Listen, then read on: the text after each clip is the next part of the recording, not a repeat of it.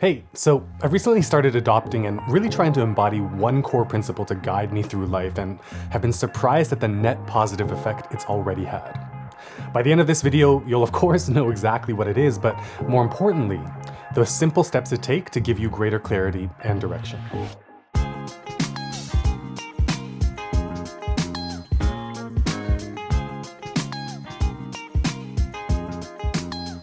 Welcome to Get It Together, and if you're new here, this channel is just me trying to figure out how to get my life together and sharing the tips and lessons I learn along the way.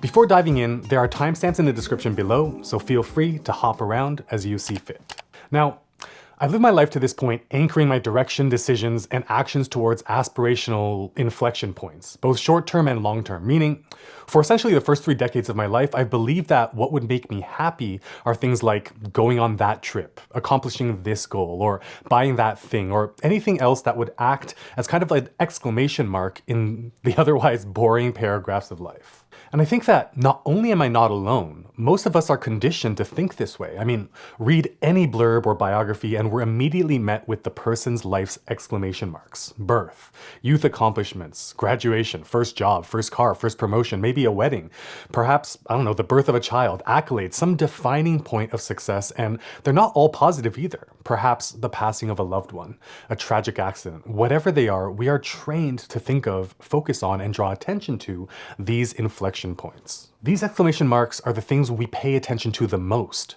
But of the, on average, 28,800 days we will live, how many days take up those exclamation marks? Optimistically, 100? What of the other 28,700 days? Now, some of us frame these remaining 99.6% of our life's days as boring, and others frame them as the hustle between the exclamation marks. But most of us probably remember these other days as honestly not remembering them at all. To me, it became almost depressing to realize that 99.6% of our lives are psychologically and even emotionally throwaway days when it comes to both memory and even in the present. When more than 99 out of every 100 days we live aren't remembered with any value, it's no wonder we can feel stuck in life, feel a lack of direction, feel left behind, or feel just plain blah.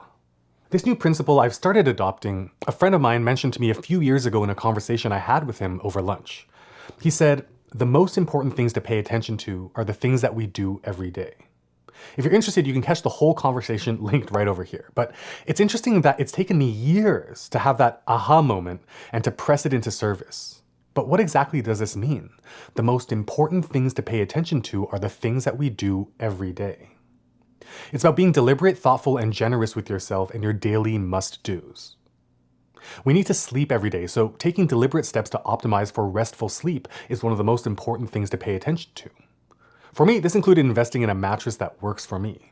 It includes having a fan running all night on the lowest power setting so I remain cool and provide me with some white noise. We need to eat every day, so ensuring I'm putting good foods so those 99.6% of non-exclamation mark days are a net positive for my health. We need to physically move every day, so putting a focus on mobility and general fitness is what I'm starting to learn to do, and you can see how I'm starting this journey in this video I'll link right up here.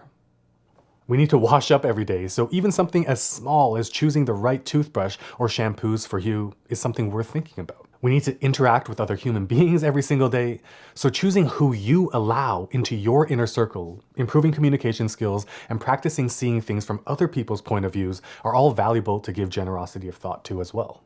Me personally, I write every single day in my notebook, whether it's meeting notes, planning, or just jotting down ideas. So even finding a pen that I love to use and that reliably works was something worthwhile to me to hone in on. These things that we do, carry, and use every day are the baseline foundation to care about and to pay attention to even set ourselves up with the ability to work towards and to look forward to life's exclamation marks. There's a saying I'm sure you've heard, which is, it's about the journey, not the destination. And I agree wholeheartedly, and yet, despite agreeing and doing my absolute best to live by it, I've still felt behind, stuck, unproductive, uncertain, and unmotivated.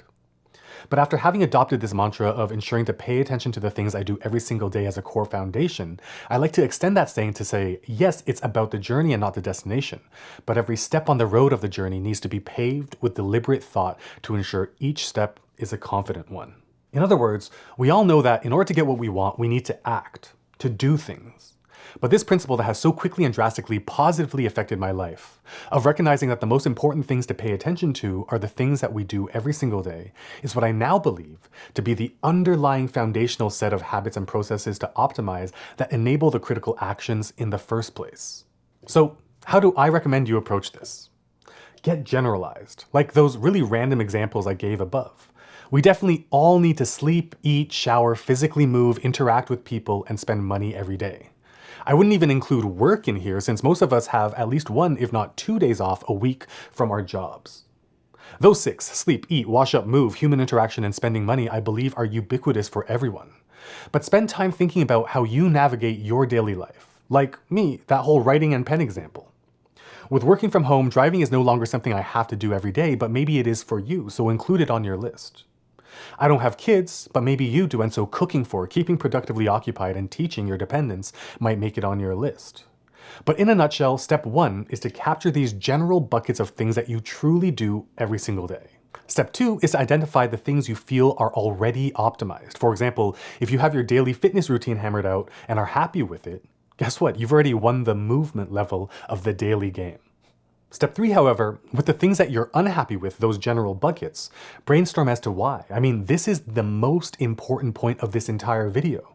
Because if you're unhappy with any of these things, it means that you're opening the door to unhappiness literally every single day, since these are the things that you do every single day. Not everything will have an easy solution, of course not. But the core message of this video is to share this principle that's changing my life for the better, because just the act of really paying attention to the things you do every day and taking steps, big or small, to optimize them, just reduces your exposure to the potential of unhappiness every day. By the end of this thought and planning exercise, I ended up with something that looked like this. Part plan, part to-do list, part schedule. And it serves as a strong Rosetta Stone to try my best to follow. And the key for me was to have it there in plain black and white, as opposed to just random thoughts and internal reminders swimming around in my head. And you'll notice that this spreadsheet even includes the tools and physical objects that form what I carry every day and use every day as well. And I assume this is very weird to many of you, but it's just to show you that there's no real rules, as long as it supports your daily life. By the way, if you'd like to dive into this spreadsheet is linked in the description below. And if you want to edit it, when you click it, you'll notice it says read only, since this is literally the one that I refer to, so I can't have people switching it up on me. So to make it your own and edit it for yourself, in the Google Sheet, click File, then Make a Copy, and it'll make an editable copy for yourself in your Google Drive after you follow the on-screen prompts. I'd love, by the way, for you to try this on for size. Not necessarily the whole spreadsheet thing, but to examine the tasks and experiences you do every day and the tools and the things you use every day. I want nothing more than for you to reach the exclamation points you desire for your life. But it would really sadden me if the other 99+% of days weren't optimized to at least set yourself up for happiness and a sense of fulfillment. After all, we need to write our paragraphs before we can end them with exclamation points. And if we're going to take the time to write our life story, we may as well write them well on our terms. Hey, so if you enjoy this video, I think you'll love this one right over here. And if you're catching value, please hit that like button and consider subscribing to catch videos just like this one I make in the future. Regardless, thanks so much for kicking it with me.